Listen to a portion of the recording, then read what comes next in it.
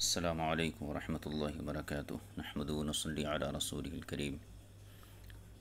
جامعہ انواریہ حیدرآباد باب العلم انواری educational society کی جانب سے تحبی شریف کی درس کا سلسلہ جاری ہے۔ جیسا کہ ہم نے اسی باب کے آغاز میں باب الوضوء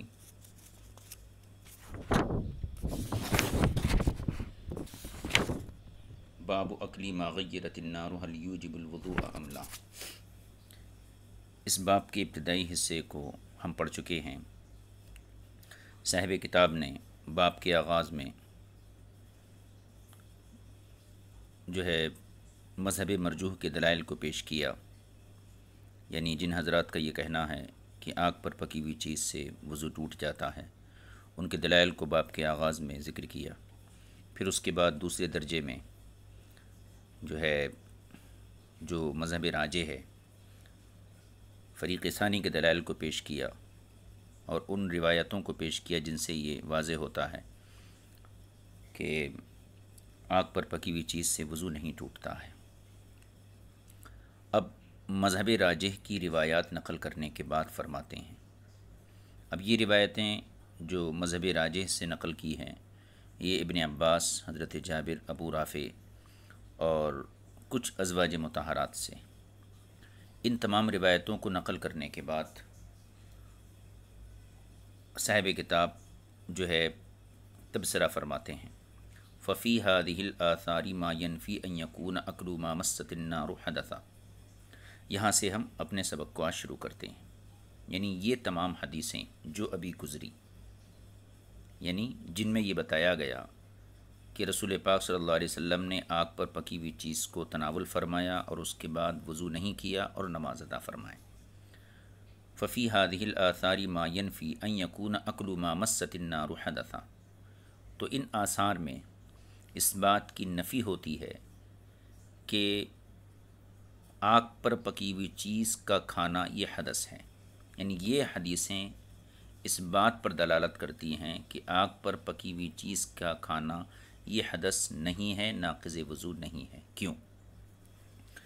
لأن رسول اللہ صلی اللہ علیہ وسلم لم يتوضأ منہ، کیونکہ حضور صلی اللہ علیہ وسلم نے آگ پر پکی ہوئی چیز کھانے کے بعد وضو نہیں فرمایا ہے۔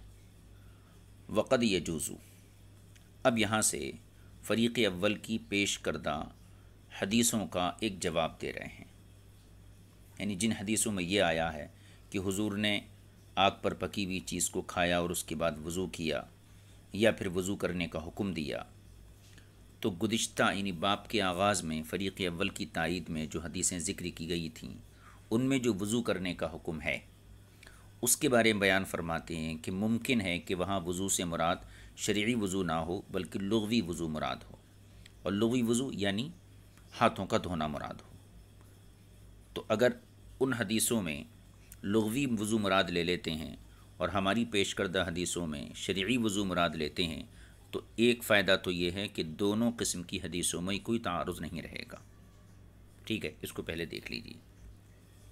وقد يجوز ان يكون ما امر به من الوضوء في الاثار الاول هو وضوء الصلاة، اور یہ بھی ممکن ہے کہ شروع کے آثار میں جس وضو کا حکم دیا گیا ہے ہوا وضوء الصلاة، یہ بھی ممکن ہے کہ وہ نماز کا وضو ہو۔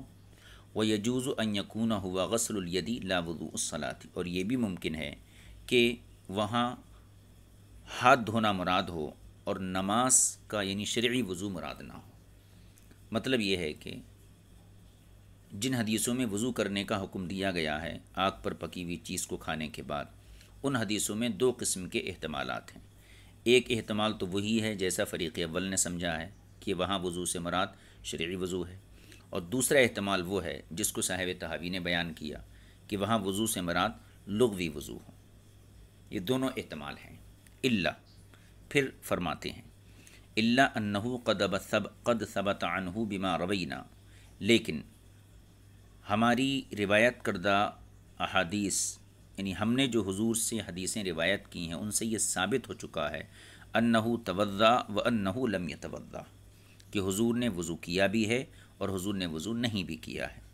یعنی ہم نے اپنی سند سے جن حدیثوں کو ذکر کیا باب کے آغاز میں، جن حدیثوں کو ذکر کیا ان سے یہ ثابت ہوا کہ حضور نے آگ پر پکی ہوئی چیز کھانے کے بعد وضو کیا، اور دوسری فصل میں یعنی مذہب راجح کی تائید میں جن حدیثوں کو پیش کیا ہم نے اپنی روایت سے، ان سے یہ ثابت ہوا کہ رسول پاک صلی اللہ علیہ وسلم نے آگ پر پکی ہوئی چیز سے وضو نہیں کیا ہے۔ تو اس کا پھر سے خلاصہ سن لیجیے۔ ایک جواب تو یہ ہے کہ ان احادیث میں وضو سے مراد لغوی وضو ہو، ٹھیک ہے۔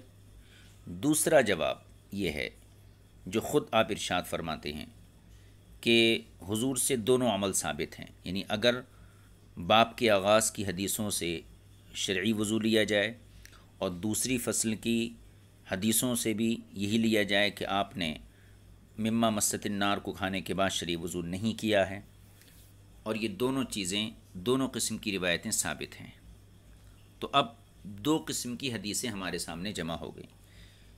ایک وہ احادیث ہیں جن میں وضو کرنے کا حکم ہے، اور ایک وہ احادیث ہیں جن میں وضو نہیں کرنے کا حکم ہے۔ تو اب کیا طریقہ ہے؟ پہلا طریقہ تو تطبیق تھی۔ تطبیق کی صورت کیا ہے کہ وہاں لغوی وضو مراد لے لیجئے اور ہماری پیش کردہ حدیثوں میں شرعی وضو مراد لے لیجئے۔ اگر یہ تطبیق نہیں کر سکتے تو پھر دوسری صورت یہ ہے کہ ایک قسم کی روایتوں کا نسخ ثابت کیا جائے، تو اسی کو فرماتے ہیں فَأَرَدْنَا أَن نَعْلَمَ مَا الْآخِرُ مِنْ ذَلِكَ۔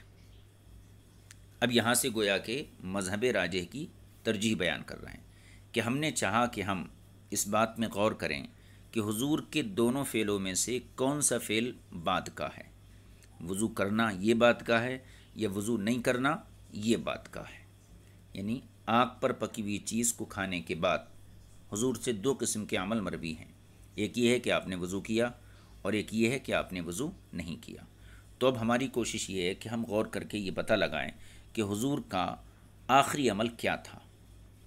اس کوشش کا فائدہ کیا ہے؟ اس کوشش کا فائدہ یہ ہوگا کہ جب ہمیں یہ پتہ چل جائے گا کہ فلاں عمل آپ کا آخری عمل ہے تو پھر اس کو ناسخ قرار دیں گے اور پہلے والے عمل کو منسوخ قرار دے دیں گے۔ اب اس سلسلے میں امام طحاوی نے کچھ حدیثیں ذکر کی ہیں۔ سب سے پہلے حضرت جابر کی حدیث ذکر کی ہے، اس کے بعد حضرت ابو ہریرہ کی حدیث ذکر کی ہے۔ ان دو روایتوں سے یہ ثابت کیا امام طحاوی نے کہ حضور کا جو بعد والا عمل ہے وہ وضو نہ کرنا ہے۔ دیکھیے حدیث کو سند کے ساتھ دیکھ لیجیے۔ فرماتے ہیں فَإِذَا ابْنُ أَبِي دَاوُودَ وَأَبُو أُمَيَّةَ وَأَبُو زُرْعَةَ الدَّمِشْقِيُّ قَدْ حَدَّثُونَا، 1 2 3، ان تینوں حضرات نے ہم سے حدیث بیان کی اور تینوں نے کہا حدثنا علی بن عیاش قال حدثنا شعیب بن ابی حمزہ عن محمد بن المنکدر عن جابر بن عبداللہ رضی اللہ تعالی عنہما۔ یہ حضرت جابر کی روایت ہے۔ قال، حضرت جابر فرماتے ہیں کان آخر الامرین من رسول اللہ صلی اللہ علیہ وسلم ترک الوضوء مما مست النار۔ حضور اکرم صلی اللہ علیہ وسلم کے دو کاموں میں سے آخری کام یہ تھا کہ مما مست النار سے وضو کرنا آپ نے ترک کر دیا تھا، چھوڑ دیا تھا۔ دوسری حدیث دیکھیے، حدثنا محمد بن خزیمہ قال حدثنا حجاج قال حدثنا عبد العزیز بن مسلم عن سہیل بن ابی صالح عن ابیہ عن ابی ہریرہ ان رسول اللہ صلی اللہ علیہ وسلم، حضرت ابو ہریرہ رضی اللہ تعالی عنہ سے مروی ہے، آپ فرماتے ہیں ان رسول اللہ صلی اللہ علیہ وسلم اکل ثور اقط، حضور اکرم صلی اللہ علیہ وسلم نے پنیر کا ٹکڑا کھایا، فتوضا، اور اس کے بعد آپ نے وضو کیا، ثم اکل بعدہ کتفا، اس کے بعد آپ نے بکری کے شانے کا گوشت کھایا، فصلی، اور آپ نماز پڑھے، ولم یتوضا، لیکن آپ نے وضو نہیں کیا، یعنی بکری کا گوشت کھانے کے بعد آپ نے وضو نہیں کیا۔ یہ دو روایتیں ہیں، ایک حضرت جابر کی اور دوسری روایت حضرت ابو ہریرہ کی۔ ان دونوں روایتوں سے ایک بات تو واضح ہو گئی کہ حضور کے دونوں عمل تھے، مما مست النار سے وضو کرنا بھی ہے، وضو نہیں کرنا بھی ہے، لیکن جو آپ کا آخری کام تھا وہ یہ تھا کہ آپ نے آگ پر پکی ہوئی چیز سے وضو کرنا ترک فرما دیا تھا۔ امام طحاوی کا تبصرہ دیکھیے،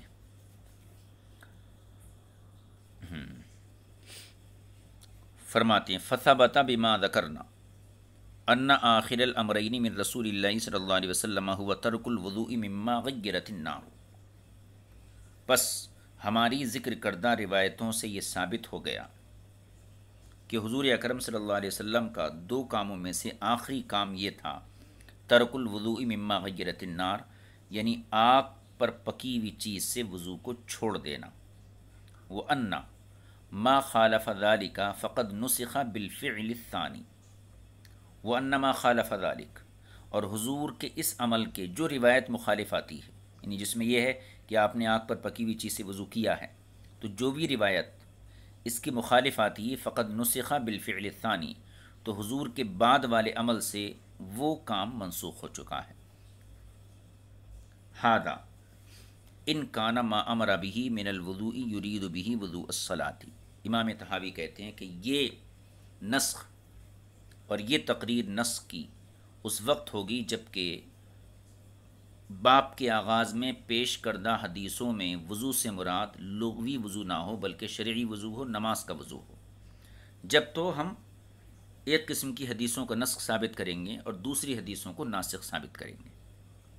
فرماتے ہیں ھذا ان کان ما امر به من الوضوء یرید به وضوء الصلاۃ، یہ نسخ کا حکم اس وقت ہے جب کہ حضور نے جس وضو کا حکم دیا ہو اس سے مراد نماز کا وضو ہو۔ وَإِن كَانَ لَا يُرِيدُ بِهِ وُضُوءَ الصَّلَاةِ، اور اگر ان حدیثوں میں مما مست النار کو کھانے کے بعد وضو کی یہ مراد نہ ہو، یعنی نماز کا وضو مراد نہ ہو، فلم يثبت بالحدیث الاولی ان اکل ما غیرت النار حدث، تو پھر پہلی حدیثوں سے یہ ثابت نہیں ہوتا ہے کہ آگ پر پکی ہوئی چیز کا کھانا یہ حدث ہے، یہ ثابت ہی نہیں ہوتا ہے۔ یعنی اگر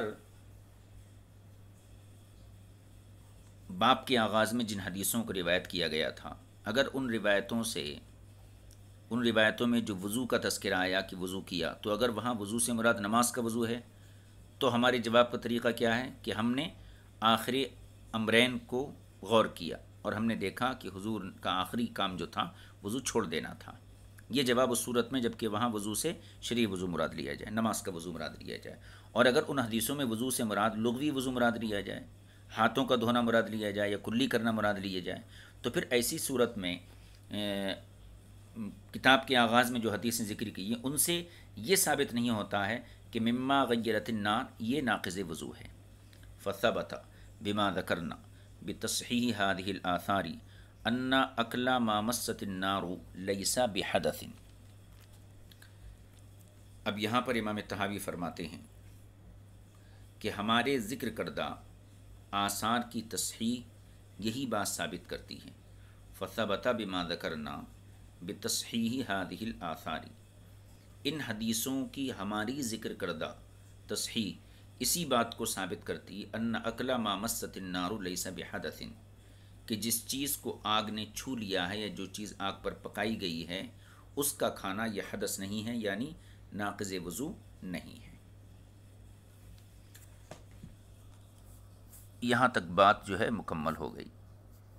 اب اس کے بعد صاحب کتاب نے، امام طحاوی نے صحابہ کرام کی ایک جماعت سے عمل ان کا نقل کیا ہے کہ اس سلسلے میں ان کا اپنا کیا عمل تھا صحابہ کرام کا، یعنی ایک طریقے سے نص کو ثابت کر دیا۔ حضرت ابو ہریرہ حضرت جابر کی روایت سے یہ ثابت کر دیا کہ حضور کا جو آخری امر تھا وہ یہ تھا کہ مما مست النار سی آپ جو ہے وضو نہیں فرماتے تھے، گویا کہ وہ ناقض وضو نہیں ہے اور وہ آپ کا آخری امر ہے۔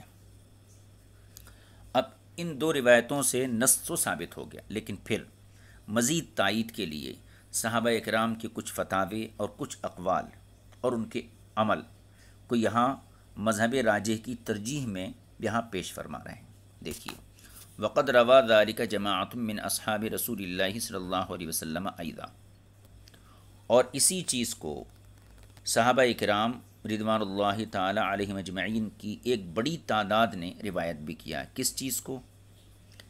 کہ حضور اکرم صلی اللہ علیہ وسلم کا آخری امر جو تھا مما مست النار سے وضو کو چھوڑ دینا تھا۔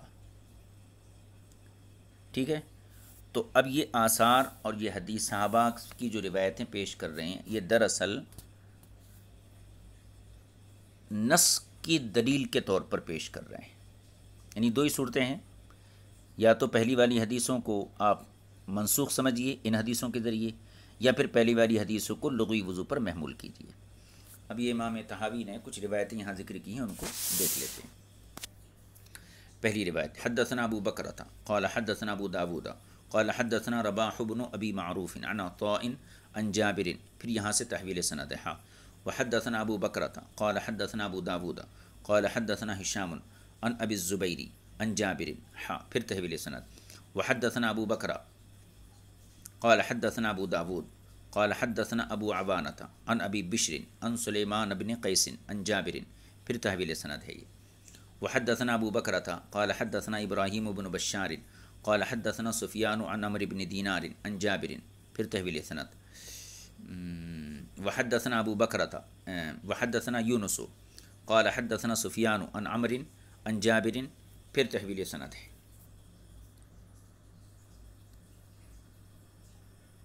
آگے دیکھیے اس کے آگے صفحہ یہ وحدثنا ابو بکرۃ قال حدثنا ابو داود قال حدثنا زائدۃ قال حدثنا عبد الله بن محمد بن عقیل عن جابر رضی اللہ عنہ. یہ اتنی جگہ سند تحویل ہوئی ہے، اس کا پورا تذکرہ کر دیا ہے. حضرت جابر سے مروی ہے، قال انہوں نے فرمایا اکلنا مع ابی بکر الصدیق خبزا ولحما ثم صلی ولم یتوضا. اب یہ دیکھیے حضرت جابر فرماتے ہیں کہ ہم نے صدیق اکبر کے ساتھ روٹی گوشت یہ دونوں چیزیں ہم کھائیں. ثم صلی، اس کے بعد جو ہے نماز ادا کی حضرت صدیق اکبر نے، ولم یتوضا، اور آپ نے وضو نہیں کیا. تو اس سے بھی ہمارے مذہب کی تائید ہوتی ہے.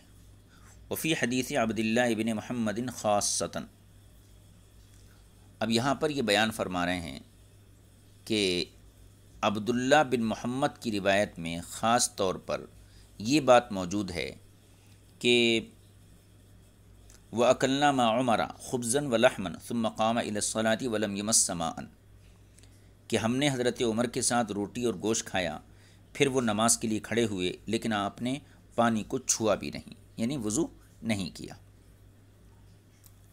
پھر اس کے بعد دیکھیے حدثنا ابن ابی داود قال حدثنا محمد بن المنہاری قال حدثنا یزید بن زریع قال حدثنا روح بن القاسم عن محمد بن المنکدر عن جابر عن ابی بکر وعمر مثلہ. یہ گویا کہ محمد بن منکدر نے حضرت جابر اور پھر انہوں نے صدیق اکبر اور عمر فاروق سے اسی طرح کا عمل نقل کیا ہے. آگے کی حدیث دیکھ لیجیے. حدثنا ابن ابی داود حدثنا یونس قال حدثنا ابن وهب ان مالکا حدثه عن ابی نعیم وهب بن کیسان انه سمع جابر بن عبد اللہ رضی اللہ تعالی عنہ یقول. یہ وہب بن کیان ہیں، وہب بن کیسان، انہوں نے حضرت جابر بن عبداللہ سے سنا یقول فرماتے ہوئے کہ جابر بن عبداللہ فرماتے ہیں رأیت ابا بکر الصدیق اکل لحما ثم صلی ولم یتوضا، میں نے صدیق اکبر کو دیکھا کہ آپ نے گوشت کھایا، اس کے بعد نماز پڑھے لیکن وضو نہیں کیا. تو یہ صدیق اکبر کا عمل ہو گیا. آگے دیکھیے حدثنا ابن ابی داود قال حدثنا ابو عمر الحوضی قال حدثنا حمام قال حدثنا قتادة قال لي سليمان بن هشام ان هذا لا يدعنا يعني الزهري ان نأكل شيئا الا امرنا ان نتوضأ منه. یہ حدیث دیکھ لیجیے، یہ دراصل قتادہ ہیں. قال قتادہ حدثنا قتادہ نے کہا قال لي سلیمان بن ہشام، کہ مجھے سلیمان بن ہشام نے یہ بات بتائی کہ ان ھذا، یہ یعنی کون؟ امام زہری. ان ھذا لا یدعنا، یہ ہمیں نہیں چھوڑتے ہیں.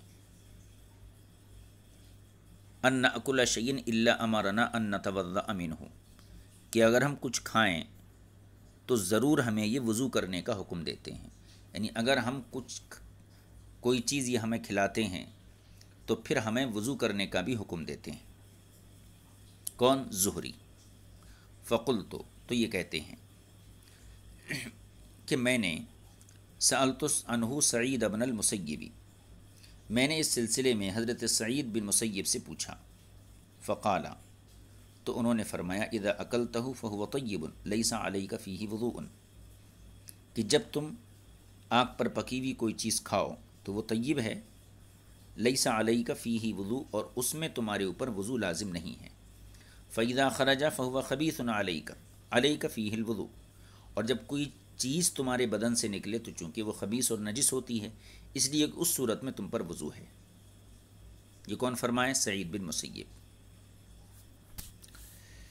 ہاں، فاذا خرج، ہاں ٹھیک، فقال ما اراکما الا قد اختلفتما،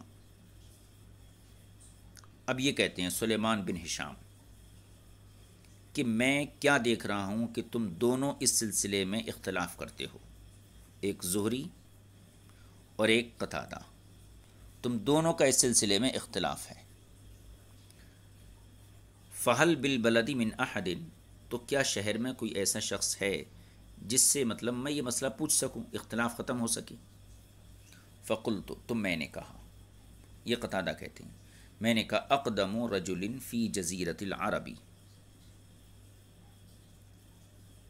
کہ ہاں جزیرہ عرب کا ایک سب سے بڑا عالم ہے۔ قال من ہوا، کہا وہ کون ہے؟ قلت عطا، تو میں نے کہا وہ عطا ہیں۔ فارسل فجیء بہ، چنانچہ ان کی طرف پیغام بھیجا گیا اور ان کو بلایا گیا۔ فقال، اور ان سے فرمایا، ان ھذین قد اختلفا علی فما تقول، کہ یہ دونوں حضرات میرے سامنے اختلاف کر رہے ہیں اس سلسلے میں، تو آپ کی کیا رائے ہے، آپ کیا کہتے ہیں؟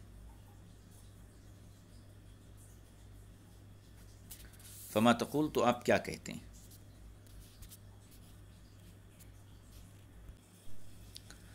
اب ان سے جب پوچھا گیا حضرت عطا سے، تو انہوں نے اپنی سند سے یہ ایک قول نقل کیا۔ فقال حدثنا جابر بن عبد اللہ، تو انہوں نے کہا کہ ہم سے حضرت جابر بن عبداللہ نے حدیث بیان کی۔ ثم ذکر عن ابی بکر الصدیق مثلہ، پھر انہوں نے ابو بکر صدیق سے اسی طرح کی روایت ذکر کی۔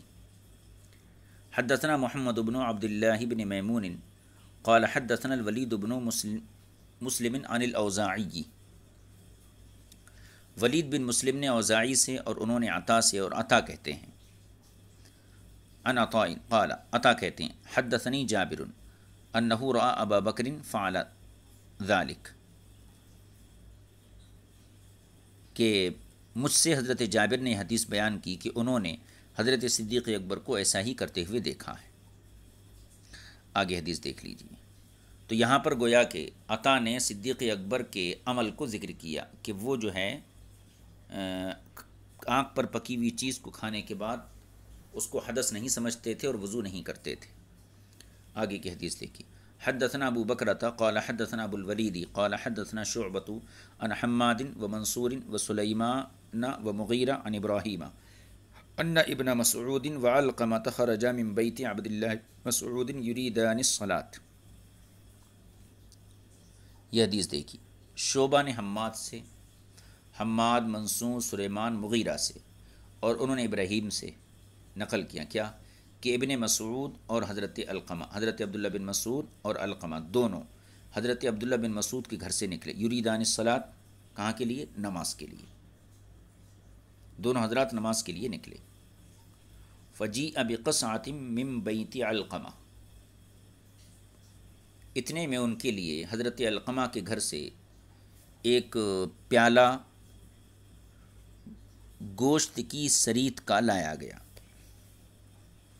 فجیع بقصعۃ، قصع بڑے پیالے کہتے ہیں، من بیت علقمہ، علقمہ کے گھر سے ایک بڑا پیالہ حاضر کیا گیا، فیہا ثرید ولحم، اور اس میں پنیر اور گوشت تھا۔ فاکلا، حضرت عبداللہ بن مسعود، حضرت علقمہ دونوں نے کھایا۔ فمضمض ابن مسعود وغسل اصابعہ، حضرت عبداللہ بن مسعود نے اپنی جو ہے کلی کی اور اپنی انگلیوں کو دھو لیا۔ ثم قام الی الصلاۃ، اور اس کے بعد نماز کی طرف چل دیے، یعنی کہ آپ نے وضو نہیں کیا۔ آگے کی حدیث پڑھیے۔ حدثنا ابن خزیمہ قال حدثنا حجاج قال حدثنا حماد عن الحجاج عن الاعمش عن ابراہیم التیمی عن ابیہ عن ابن مسعود، عبداللہ بن مسعود سے مروی ہے، قال آپ نے ارشاد فرمایا لأن اتوضأ من الکلمۃ المنتنۃ احب الی من ان اتوضأ من اللقمۃ الطیبۃ۔ یہ ایک فقیہ کی زبان ہے۔ عبداللہ بن مسعود سے مروی ہے کہ انہوں نے ارشاد فرمایا لأن اتوضأ من الکلمۃ المنتنۃ، یعنی فحش کلمہ، یعنی میرے نزدیک فحش کلمے سے، یعنی فحش بات سے وضو کرنا میرے نزدیک زیادہ پسندیدہ ہے اس بات سے کہ میں حلال اور طیب لقمہ کھانے کے بعد وضو کروں۔ یعنی ایک طرف یہ ہے کہ زبان سے کوئی فحش کلمہ نکل گیا، اور ایک یہ ہے کہ آدمی ایک پاک اور حلال طیب غذا کھایا، تو فرماتے ہیں کہ برا کلمہ اگر زبان سے نکل گیا تو اس کے بعد میں وضو کرنا زیادہ پسند کرتا ہوں بنسبت اس کے کہ میں اچھا لقمہ کھانے کے بعد وضو کروں۔ آگے دیکھیے، اس سے بھی یہی معلوم ہوتا ہے کہ آگ پر پکی ہوئی چیز سے وضو کھانے سے وضو نہیں ٹوٹتا ہے۔ اب یہاں پر لأن اتوضأ من الکلمۃ المنتنۃ ہے، اور دوسرا اس کا نسخہ ہے، اس میں الخبیثہ کا لفظ آیا ہے، یعنی برا کلمہ، بری بات۔ آگے دیکھیے، حدثنا یونس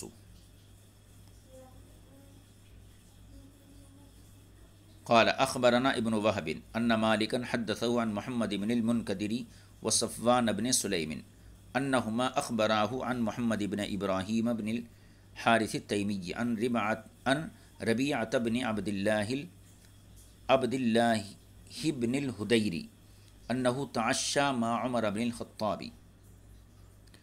ربیعہ بن عبداللہ بن حدیر ان سے مروی ہے کہ کہتے ہیں انہو تعشى مع عمر بن الخطاب، کہ انہوں نے حضرت عمر بن خطاب رضی اللہ تعالیٰ عنہ کے ساتھ شام کا کھانا کھایا۔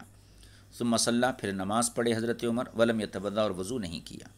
اس کے بعد کی حدیث دیکھیے۔ حدثنا یونس قال اخبرنا ابن وهب ان مالكا حدثه عن ضمرة بن سعید المازنی ان ابان بن عثمان ان عثمان اکل خبزا ولحما وغسل یدیہ۔ ابان بن عثمان سے مروی، وہ کہتے ہیں کہ حضرت عثمان غنی رضی اللہ تعالی عنہ نے جو ہے اکلا خبزا ولحما، گوشت اور روٹی کو کھایا، وغسل یدیہ، کھانے کے بعد ہاتھ دھوئے، ثم مسح بہما وجہہ، پھر دونوں ہاتھوں سے اپنے چہرے کا مسح کر لیا، ثم صلی، پھر نماز پڑھی، ولم یتوضأ، لیکن وضو نہیں کیا۔ اور حدیث دیکھیے۔ حدثنا ابن ابی داود قال حدثنا ایوب بن سلیمان بن بلال قال حدثني ابو بکر بن ابی اویس عن سلیمان عن عتبۃ بن مسلم عن عبید بن حنین قال رأیت عثمان اتی بثرید۔ عبید بن حنین سے مروی ہے، یہ کہتے ہیں کہ میں نے دیکھا کہ حضرت عثمان غنی رضی اللہ تعالیٰ عنہ کے پاس سرید لائی گئی، سرید لایا گیا، فاکلا، آپ نے اس سے کھایا، ثم تمزمزہ، پھر کلی کی، ثم غسل یدہ، پھر اپنے ہاتھ کو دھو لیا، ثم قام فصلی بالناس ولم یتوضأ، پھر آپ کھڑے ہوئے لوگوں کو نماز پڑھائی، لیکن آپ نے وضو نہیں کیا۔ آگے کی حدیث دیکھیے۔ حدثنا ابو بکرۃ قال حدثنا ابو الولید قال حدثنا شعبۃ عن ابی نوفل بن ابی اقرب الکتانی قال رأیت ابن عباس، یہ کہتے ہیں کہ میں نے حضرت عبداللہ بن عباس کو دیکھا۔ کون؟ ابو نوفل بن ابی اقرب الکنانی، یہ کہتے ہیں رأیت ابن عباس، میں نے عبداللہ بن عباس کو دیکھا، اکل خبزا رقیقا ولحما، حضرت عبداللہ بن عباس نے، رقیق مانا پتلی روٹی کو آپ چپاتی کہہ سکتے ہیں، حضرت عبداللہ بن عباس نے چپاتی روٹی گوشت کے ساتھ کھائی حتیٰ سال الودق علی اصابعہ، یہاں تک کہ چربی ان کی انگلیوں پر بہنے لگی. حتیٰ سال الودق علی اصابعہ، یعنی گوشت کی چربی ان کی انگلیوں پر بہنے لگی. فغسل یدہ وصلی المغرب، آپ نے جو ہے اپنے ہاتھوں کو دھویا اور نماز مغرب ادا فرمائی. آگے دیکھیے. حدثنا ابو بکرۃ قال حدثنا عثمان بن عمر قال حدثنا اسرائیل ان، آگے اس کی سند ہے، ہاں، طارق ان سعید بن جبیر ان ابن عباس اتیا بجفنۃ من ثرید ولحم عند العصر. سعید بن جبیر سے مروی ہے کہ حضرت عبداللہ بن عباس کے پاس جو ہے ایک کٹورا لایا گیا، یہ کہہ لیجیے ایک پیالہ لایا گیا، ایک بڑا پیالہ لایا گیا، اور اس کے اندر جو ہے سرید اور گوشت، یہ دو چیزیں تھیں. عند العصر، عصر کا وقت تھا. فاکل منہا، عبداللہ بن عباس نے اس سے کھایا. فاتی بماء فغسل اطراف اصابعہ، اور پانی آپ لایا گیا، پانی طلب کیا تو آپ نے پانی سے اپنی انگلیوں کی کناروں کو دھو لیا جہاں جہاں گویا کہ سالن لگا ہوا تھا. ثم صلی ولم یتوضا، پھر آپ نماز پڑھے اور آپ نے وضو نہیں کیا. یہ حدیث ہو گئی ہے. اس کے بعد دو تین حدیثیں روایتیں اور ہیں، اس کے بعد امام طحاوی کا تبصرہ آپ دیکھیں گے. حدثنا محمد بن خزیمۃ قال حدثنا عبد اللہ بن رجاء قال حدثنا زائدة عن ابی اسحاق السبعی عن سعید بن جبیر قال دخل قوم علی ابن عباس فاطعمهم طعاما. سعید بن جبیر کہتے ہیں کچھ لوگ حضرت عبداللہ بن عباس کے پاس آئے. فاطعمهم طعاما، آپ نے ان کو کھانا کھلایا. ثم صلی بهم علی تنفسۃ، پھر ان کو ایک چٹائی پر جو ہے نماز پڑھائے. فوضعوا علیہا وجوہہم وجباہہم وما توضؤوا، اور انہوں نے اسی چٹائی پر اپنے چہرے اور پیشانیاں رکھیں. وما توضؤوا، اور ان حضرات نے وضو نہیں کیا. اس سے مطلب کیا ہے؟ مطلب یہ ہے کہ اسی چٹائی پر جو ہے سالن وغیرہ کے نشانات جگہ جگہ موجود تھے، لیکن اس پر چہرے بھی رکھے ہوئے تھے نماز کے دوران، پیشانیاں بھی رکھے ہوئے تھے، لیکن کسی نے جو ہے اس کو کھانے کے بعد وضو نہیں کیا. آگے دیکھیے. حدثنا ابو بکرۃ قال حدثنا ابو داود قال حدثنا المسعودی عن سعید بن ابی بردۃ عن ابی قال قال ابن عمر لابی ہریرہ. عبداللہ بن عمر نے، یہ سعید بن ابی بردہ اپنے والد ابو بردہ سے نقل کیا ہے، اور انہوں نے ابن عمر سے نقل کیا. حضرت ابن عمر نے حضرت ابو ہریرہ سے کہا، کیا کہا؟ دیکھیے. قال ابن عمر لابی ہریرہ، عبداللہ بن عمر رضی اللہ تعالی عنہ نے ابو ہریرہ سے فرمایا، ما تقول فی الوضوء مما غیرت النار، آگ پر پکی ہوئی چیز سے وضو کے بارے میں آپ کیا فرماتے ہیں؟ قال توضأ من، ابو ہریرہ فرمایا اس سے وضو کرو. قال، تو ابن عمر نے فرمایا، فما تقول فی الدہن والماء المسخن یتوضأ منہ، کہ آپ جو ہے پھر تیل اور گرم پانی کے بارے میں کیا کہتے ہیں؟ اس سے وضو کیا جائے. یعنی پانی جو گرم ہوتا ہے وہ بھی آگ پر گرم ہوتا ہے، دہن تیل جو گرم ہوتا ہے وہ بھی آگ پر ہوتا ہے. تو آپ نے فرمایا گرم تیل اور گرم پانی کے بارے میں آپ کیا خیال ہے، آپ کیا کہتے ہیں اس کے بارے میں؟ فقال، تو حضرت ابو ہریرہ نے کہا، انت رجل من قریش انا رجل من دوس، یعنی گویا کہ اس جملے سے حضرت ابو ہریرہ نے حضرت ابن عمر رضی اللہ تعالیٰ عنہ کی سمجھداری کی طرف اشارہ کیا اور کہا کہ تم ایک قریشی آدمی ہو اور میں قبیلہ دوس سے تعلق رکھتا ہوں، یعنی مطلب یہ تم مجھ سے زیادہ سمجھدار ہو.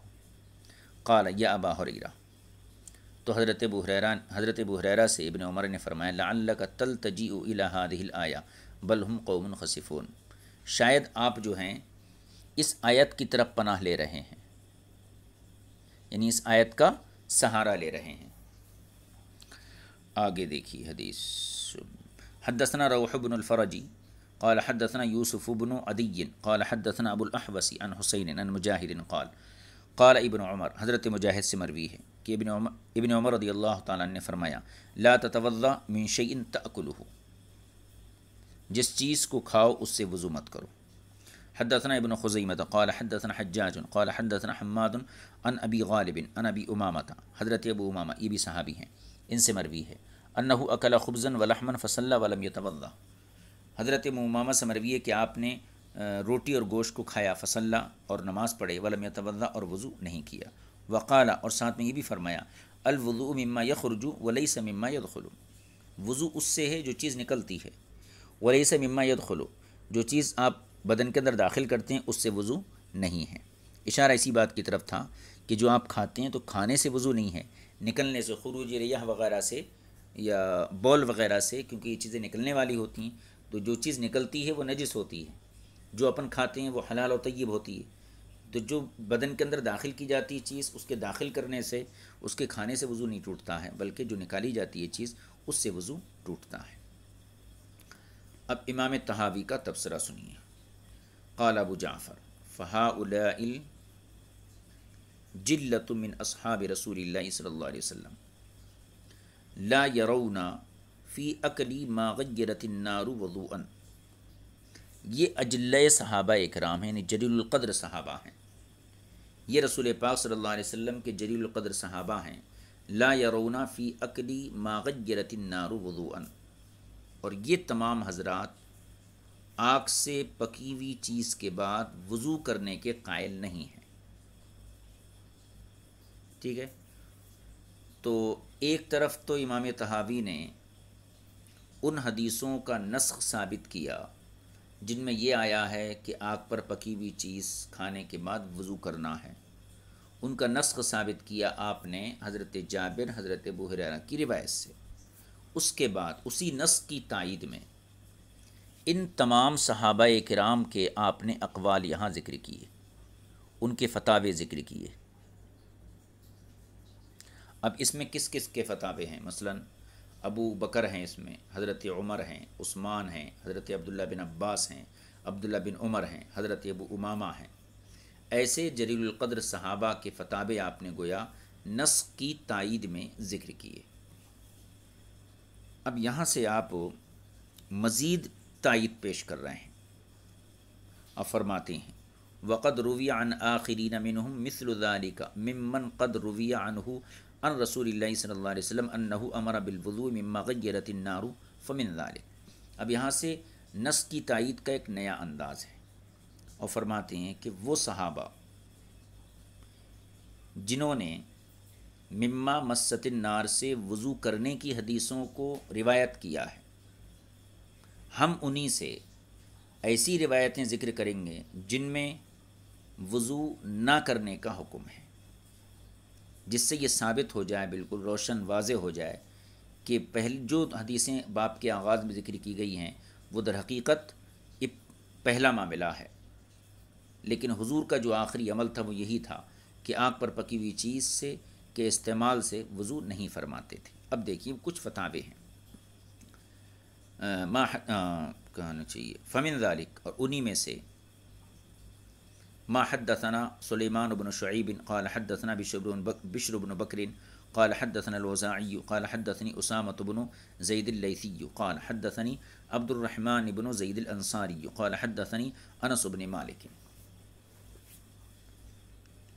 یہ حضرت انس بن مالک ہیں، ان کی روایت شروع میں گزر چکی ہے،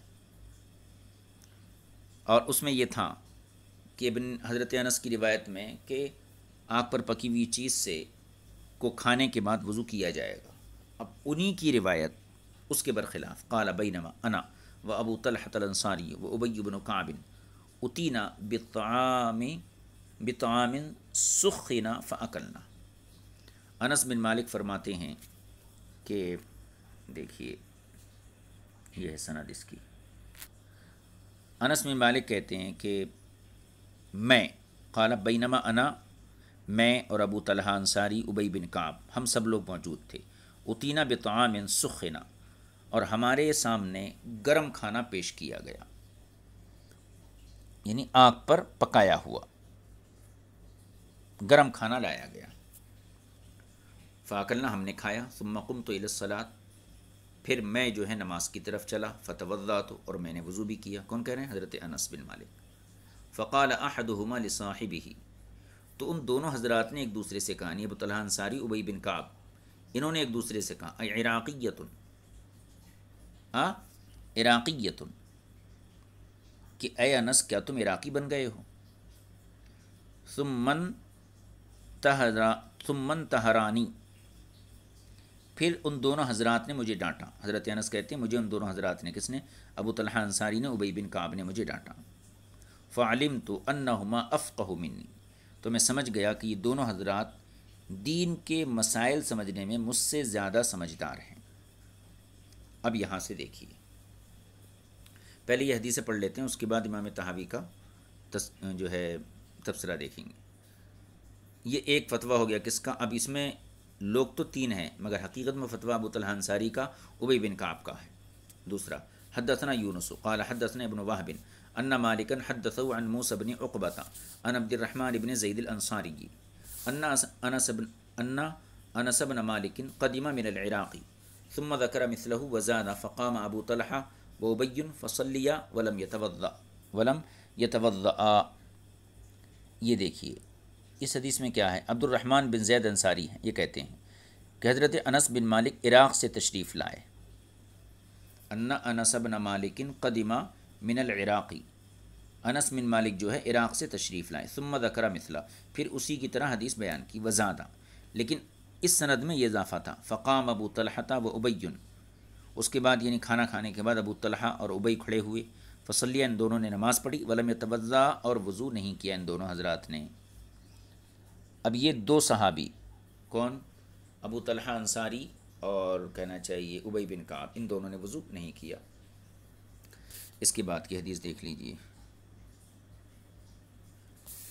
حدثنا ابن ابی داود قال حدثنا ابن ابی مریم اخبرنا یحیی بن ایوب قال حدثني اسماعیل بن رافع ومحمد بن نیلی عن عبد الرحمن بن زید الانصاری عن انس بن مالک، یہ بھی حضرت انس کی روایت ہے۔ قال اکلت انا و ابو طلحہ و ابو ایوب الانصاری طعاما، یہاں پر ایک اور صحابی ایڈ ہوگا، ابو ایوب انصاری، کہ میں نے، ابو طلحہ نے اور ابو ایوب انصاری نے کھانا کھایا۔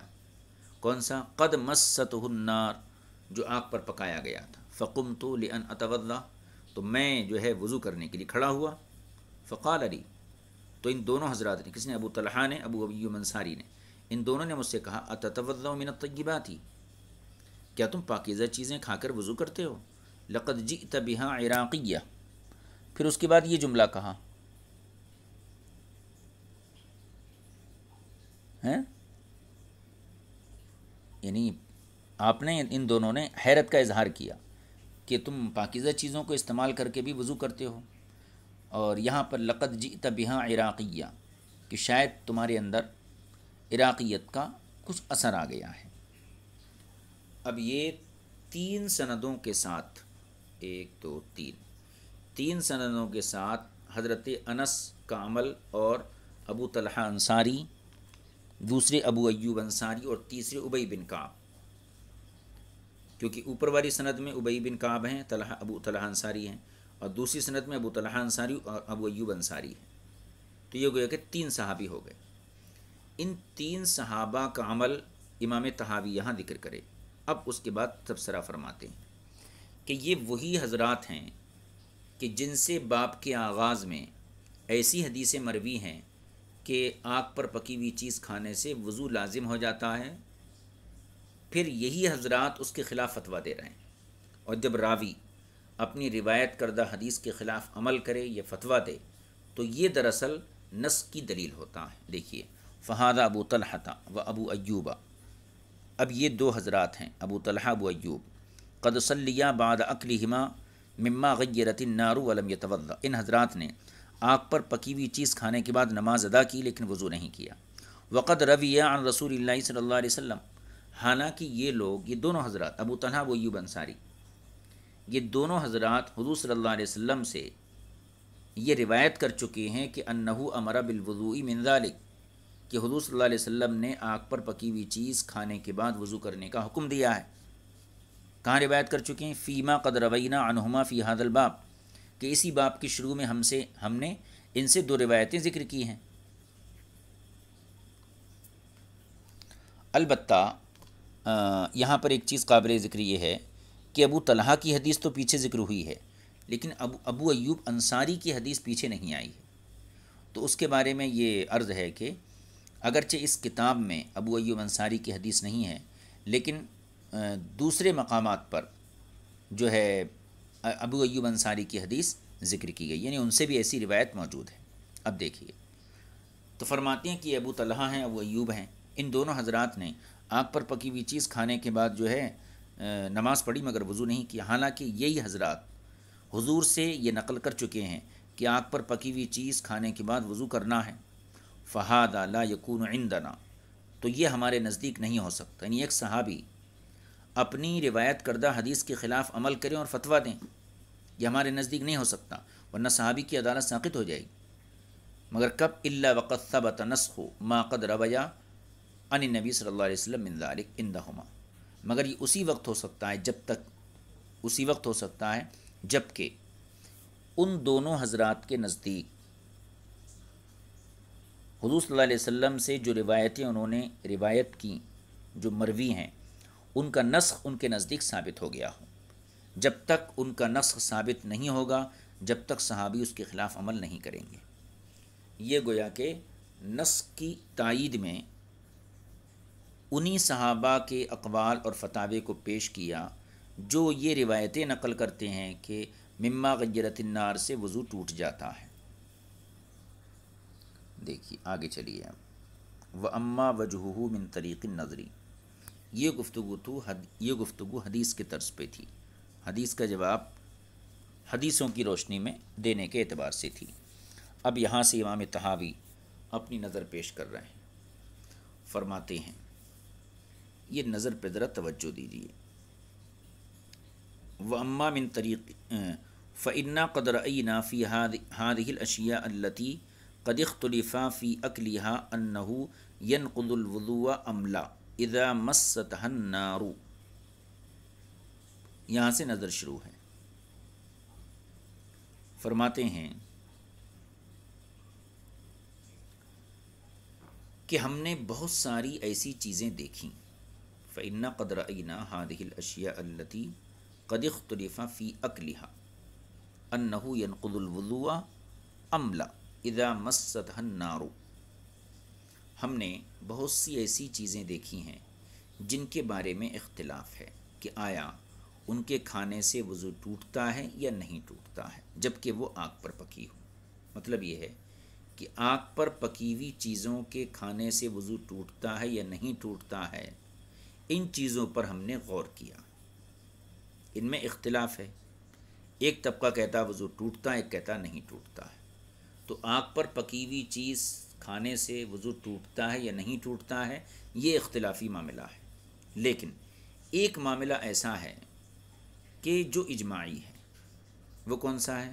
وہ یہ کہ آگ پر پکنے سے پہلے ان چیزوں کو کھانے سے وضو نہیں ٹوٹتا ہے، یہ چیز اجماعی ہے۔ پھر سن لیجیے، چیزوں کا یعنی آگ پر پکی ہوئی چیزوں کے کھانے سے وضو ٹوٹتا ہے نہیں ٹوٹتا ہے، اس میں اختلاف ہے، لیکن آگ پر پکنے سے پہلے اسی چیز کے کھانے سے وضو نہیں ٹوٹتا ہے، یہ بات اجماعی ہے۔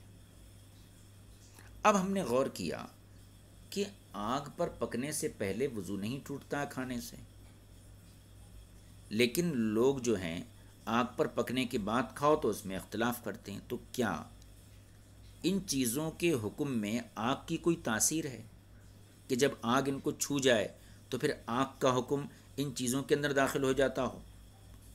ایسا کوئی اثر ہے؟ اس پر ہم نے غور کیا۔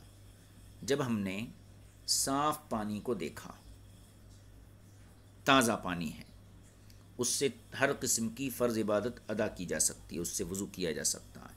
پھر ہم نے دیکھا کہ اس پانی کو گرم کریں، جب ہم نے آگ پر گرم کیا تو گویا کہ آگ نے اس کو چھو لیا۔ تو آگ پر گرم ہونے کے بعد بھی پانی اپنی طہارت کا وہی حکم رکھتا ہے جو آگ پر گرم ہونے سے پہلے رکھتا تھا۔ یعنی آگ کے چھو جانے سے پانی کے اندر کوئی نیا حکم منتقل نہیں آیا، اور آگ نے پکانے کی وجہ سے پانی کے اندر کوئی نیا حکم پیدا بھی نہیں کیا۔ تو اس سے کیا پتہ چلا کہ آگ کا کوئی اثر و کوئی حکم اس شے میں منتقل نہیں ہوتا ہے۔ لہٰذا قیاس کا تقاضا یہی ہے کہ جب آگ پر پکنے سے پہلے وہ چیزیں کھانے سے وضو نہیں ٹوٹتا ہے تو آگ پر پکنے کے بعد کھانے سے بھی وضو نہیں ٹوٹنا چاہیے۔ کیوں؟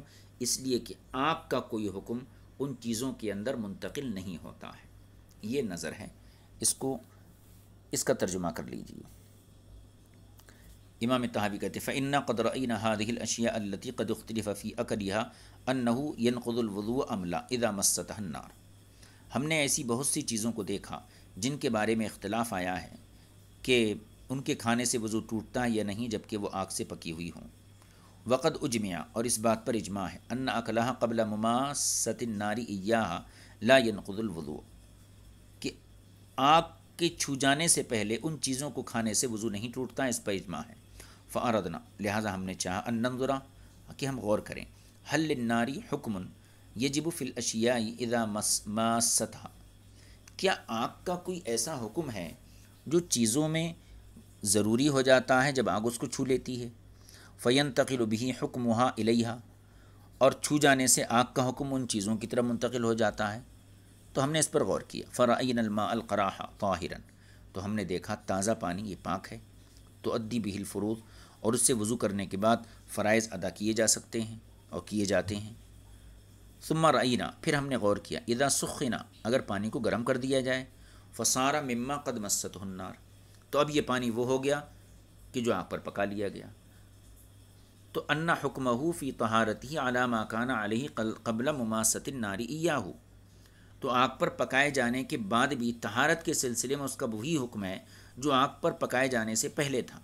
وَأَنَّ النَّارَ لَمْ تُحْدِثْ فِيهِ حُکْمًا، اور آگ نے پانی کے اندر کوئی نیا حکم پیدا نہیں کیا کہ ينتقل به حکمہ الی غیر ما کان علیہ فی البدء، کہ اس کا حکم منتقل ہو جائے اس غیر کی طرف جس پر وہ آغاز میں تھا، یعنی پانی میں جو اس کا پانی کا حکم آگ پر پکنے سے پہلے جو تھا وہ کیا تھا، اس سے فرائض ادا کر سکتے ہیں، اور پانی آگ پر پکنے کے بعد بھی اس کا وہی حکم ہے۔ تو آگ پر پکنے کے بعد پانی کا حکم اس حکم کے غیر کی طرف منتقل نہیں ہوا کہ جو حکم ابتدا میں تھا۔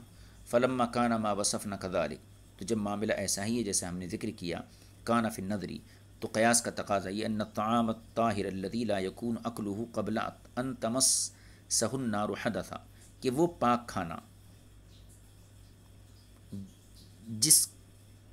وہ پاک غذا، طعام کا معنی ہے غذا، کر لیجیے، وہ پاک غذا کہ جس کا کھانا آگ پر پکنے سے پہلے حدث نہیں ہے، ٹھیک ہے، اذا مستہ النار، جب اس کو آگ چھو لے، لا تنقلہ عن حالہ، تو وہ آگ کا چھونا اس کھانے کو اس کی اصلی حالت سے منتقل نہیں کرے گا، ولا تغیر حکمہ، اور نہ اس کے حکم کو متغیر کرے گا، ویکون حکمہ بعد مسیس النار ایاہ، اور اس کھانے کا حکم آگ پر پکنے کے بعد بھی ویسا ہی رہے گا کہ حکم ہی قبل ذالک، جیسے کہ آگ پر پکنے سے پہلے تھا، قیاساً و نظراً علی مبینہ، ہمارے ذکر کردہ مقدمات پر قیاس کرتے ہوئے، وہو قول ابی حنیفہ و ابی یوسف و محمد بن الحسنی، اور یہی ان ائمہ ثلاثہ، امام اعظم، امام ابی یوسف اور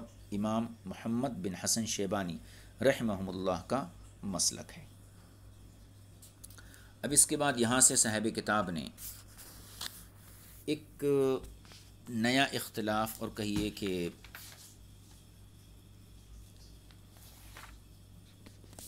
دوسرا مسئلہ ہے لیکن اسی سے تھوڑا سا ملتا جلتا ہے، یہ گزشتہ باب ہو گیا۔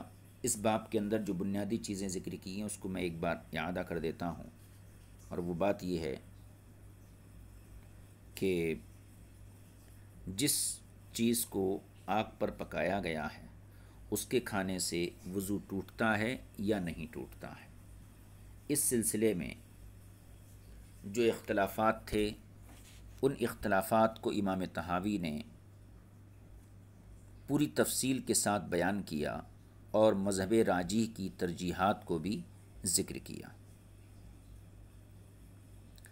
اس سلسلے میں بنیادی باتیں جو تھیں وہ ہم نے باب کے آغاز میں، جب اس باب کا آغاز کیا تھا، اسی دن کے سبق میں اس کی بنیادی باتیں، اختلافات اور کس کس کا کیا کیا اختلاف ہے، یہ ساری چیزیں اسی وقت ذکر کر دی گئی تھیں۔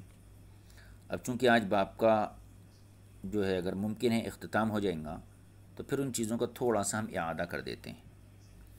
دیکھیے، صحابہ کے دور میں ہی اس چیز میں اختلاف تھا۔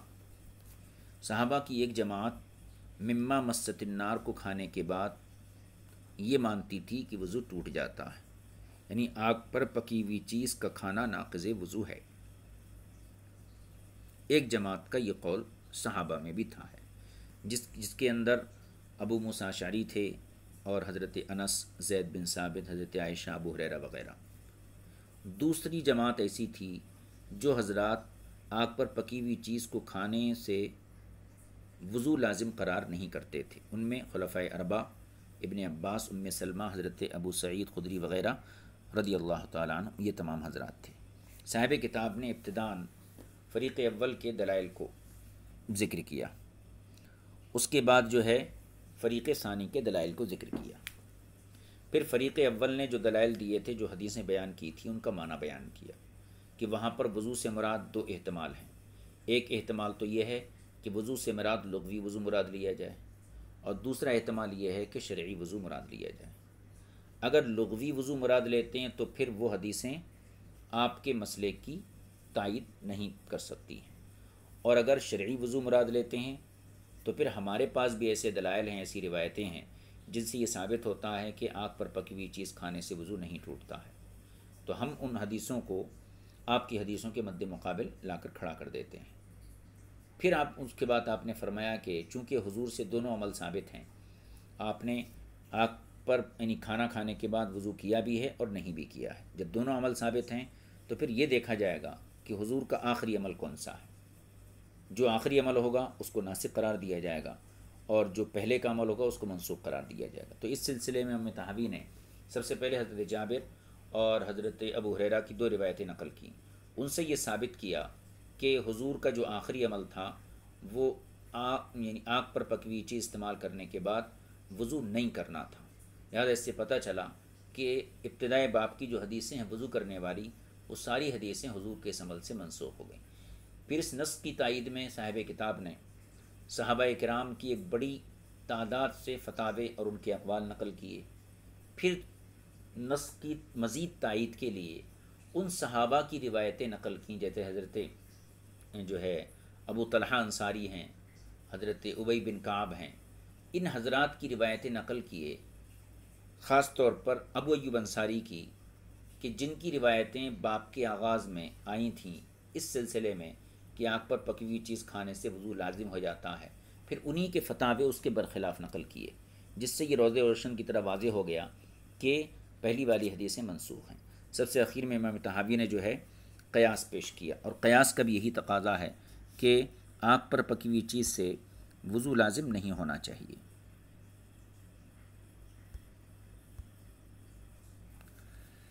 اب اس کے بعد وقد فرق قوم بین لحوم الغنم و لحوم الابل، یہاں سے امام طحاوی ایک دوسرے اختلاف کی طرف اشارہ کر رہے ہیں، یعنی اس باب میں گویا کہ ایک اور مسلک بھی ہے، تیسرا مذہب ہے۔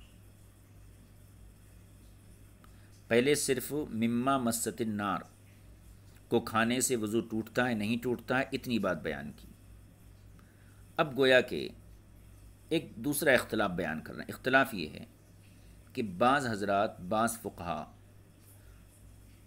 بکری کے گوشت میں اور اونٹ کے گوشت میں فرق کرتے ہیں، اور کہتے ہیں کہ اونٹ کا گوشت کھانے کے بعد وضو کرنا ضروری ہے، لیکن بکری کا گوشت کھانے کے بعد وضو کرنا ضروری نہیں ہے،